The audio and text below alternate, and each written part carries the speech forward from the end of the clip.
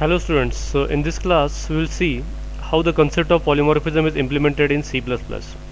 Basically, the term polymorphism is a Greek term, so poly means many and morph means forms.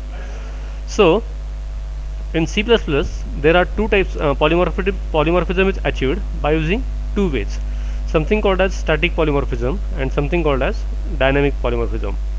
So it's one name for multiple forms.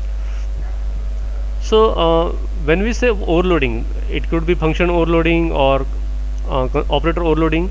It is a classic example of compile time polymorphism, or we can say it is also referred to the early binding or static linking, right?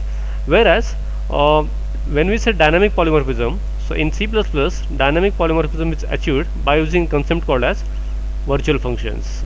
Okay, so we will see what virtual functions is in detail. Okay, so what is the use of virtual functions? So when we make a function as a virtual, basically we make our program extensible. Okay, and we can add new classes to the existing class hierarchy. That is the main benefit of the virtual function. Now there are two types, compile time and runtime. Compile time is also called as static polymorphism or early binding. Runtime is nothing but the dynamic polymorphism or late binding. So in C++, runtime polymorphism is achieved by using virtual functions. Now let's assume that we have one class circle, right? And in that class circle we have one function called as let's say display function, right? So in base class we will use the keyword virtual with the function name, right?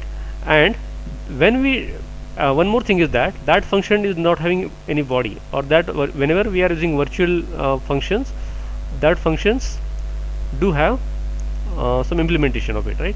Then we have one base class and when we have another derived class. Now the base class pointer can hold the object of the derived class, but the derived class pointer cannot hold the object of the base class. Okay, so it is from the base to derived.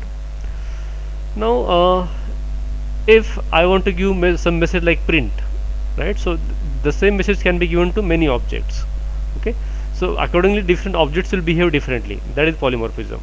Okay, so base pointer can always hold the object of the base object, right? Whereas the derived pointer can also hold the address of derived object. Absolutely fine, it's straightforward. Base pointer can hold object of derived object, yes, right, but can only call base class functions, and derived pointer does not hold the object or address of the base class object. If you are trying to do this, it will give compile time error. Okay, and if you want to make this possible, we have to use something called as typecasting. So we need to explicitly typecast it. Okay, so this is in brief about the something called as virtual functions. So in next section I will show you the demonstration for the same. Till then, take care, bye bye.